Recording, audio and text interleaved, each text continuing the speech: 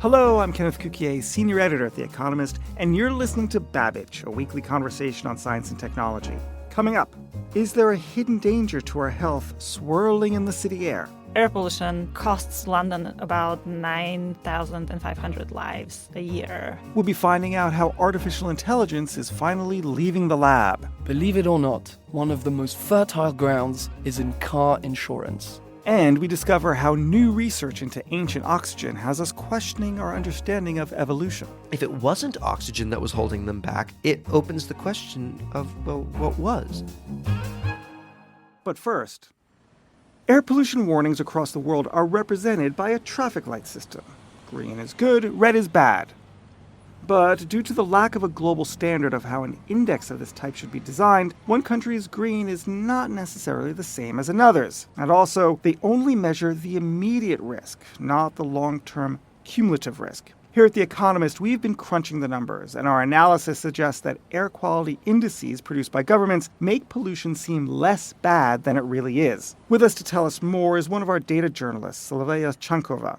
She joins me now. Hello, Slavea. Hello, Ken. Slavea, first of all, how did your team go about collecting this data? What were you looking for specifically? So the three pollutants we looked at were nitrogen dioxide, which is a brownish gas, comes from car exhausts and other sources, fine particulates, which are tiny particles of soot, which are so small they can get deep into the lungs, and ground-level ozone, which is highly irritating for the respiratory system. The data came from Plume Labs, which is a company that has an air pollution app. Plume Labs gets it from official sources and creates an index based on it. Okay, so you say in your article that an index flashing green all the time lulls people into thinking that what they breathe daily is just fine in the long run, too. But what are the long-run dangers to our health? Air pollution has been linked with a variety of health problems. The World Health Organization 3 years ago added car exhaust to its list of carcinogens. And in London, a study by King's College published last year found that air pollution cuts life expectancy by at least 9 months, and it could be as much as 16 months. So why are the indices so misleading?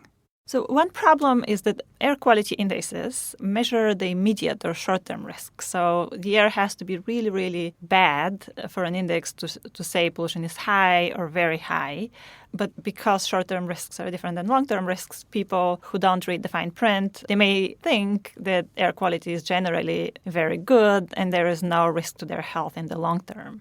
So if we take London, for example, the air quality index here is on green or low most of the time, and that's about 85% of days, I think, this year. However, our analysis shows that nitrogen dioxide exceeds the long-term limits of the World Health Organization 70-80% of the time. What are you suggesting that creators of official statistics do to overcome this problem? So one thing that could be done is just to make it clearer that this is a short-term index, perhaps even relabeling it as such. Another thing is perhaps the creation of a long-term index, just so people are aware of the long-term risks, because right now many people are not. So air pollution costs London about 9,500 lives a year.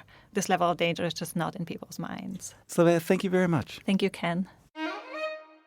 If you have something to add about this week's show, please find us on Facebook or Twitter. You can tweet us directly at Economist Radio, or you can email radio@economist.com. On last week's show, we discussed how 3,000 published studies using fMRI brain scans could be wrong due to a flaw in the way the data was collected.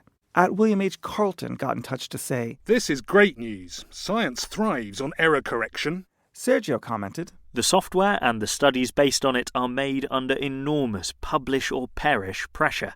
They don't need to be right. They must generate sensational papers so that researchers get grants and professors get tenures. Don't like it? Ask the government to change the academic measurement metrics, evaluation and assessment policies away from measurable quantities, papers, citations, etc., to qualitative evaluation left to the academics." And at Shadow Shroud simply says, "Seems a hard thing to know, that brain." Thank you for your comments, and please do get in touch with your thoughts about this week's show. Artificial intelligence is finally leaving the lab and going everywhere. The promise is that it can automate tasks that used to require human beings to do.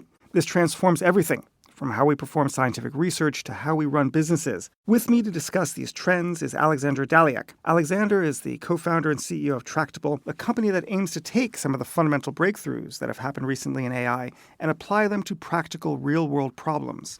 Why is AI so special? AI is special because it can automate the interpretation of data.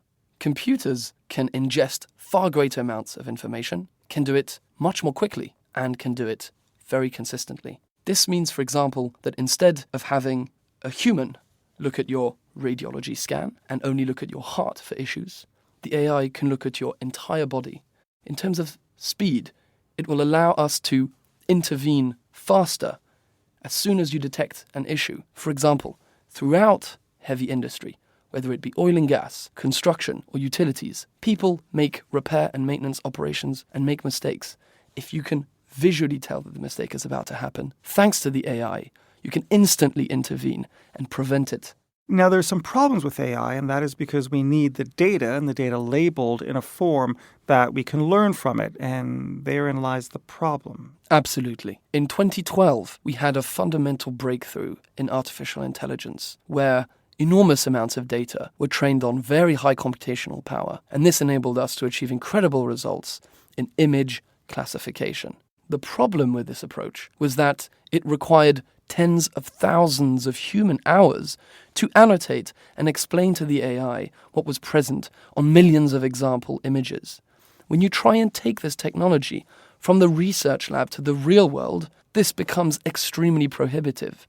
You can't, as a business, be spending millions and waiting for years for your technology to be ready.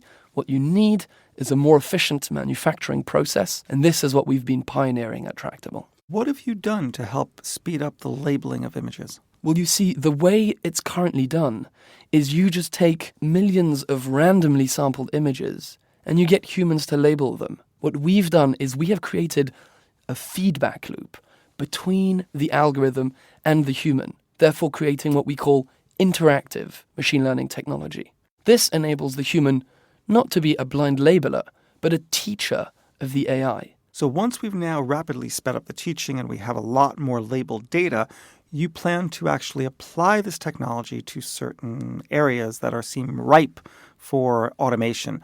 What are the first areas where you're going into? Well, believe it or not, one of the most fertile grounds for applying image classification is in car insurance. Every driver has to have insurance.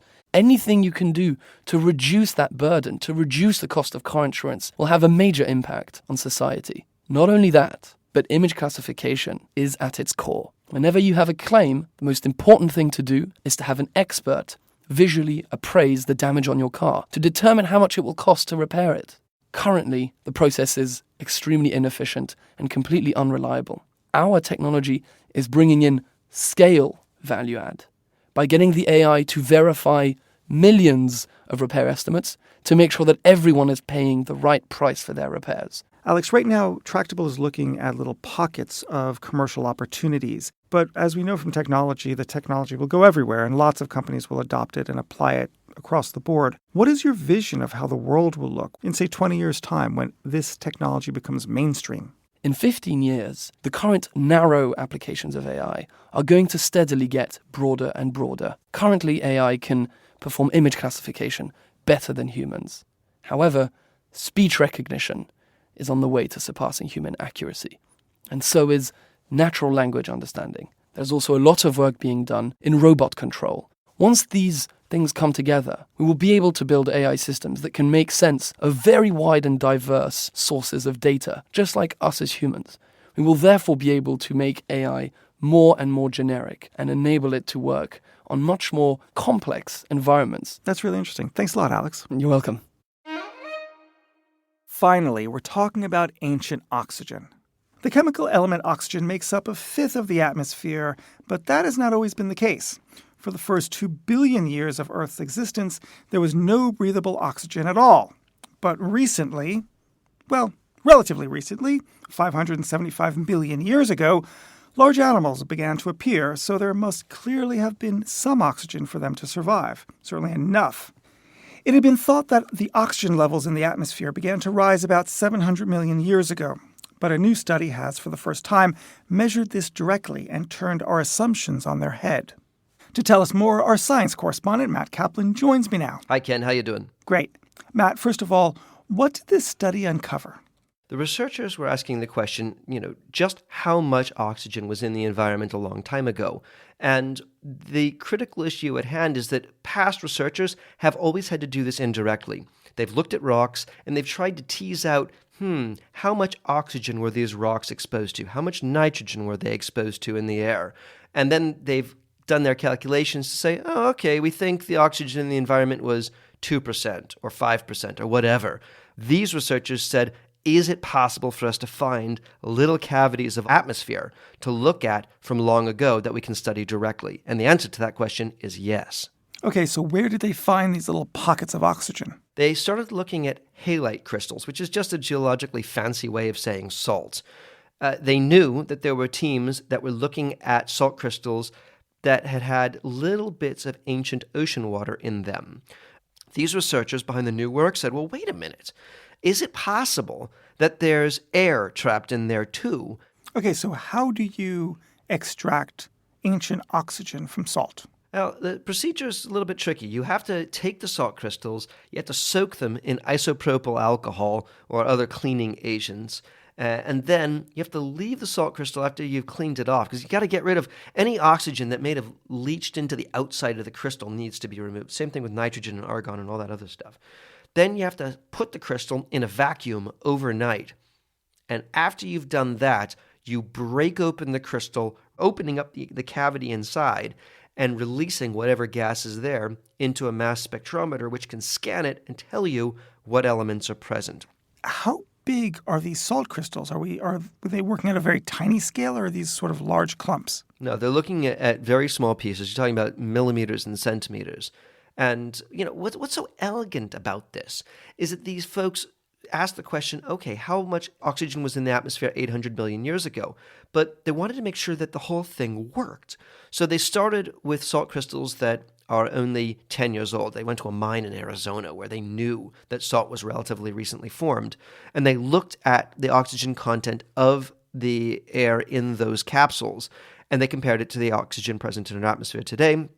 That all worked out just fine. After they'd done all that, they went way back in time to 800 million years and looked at those salt crystals.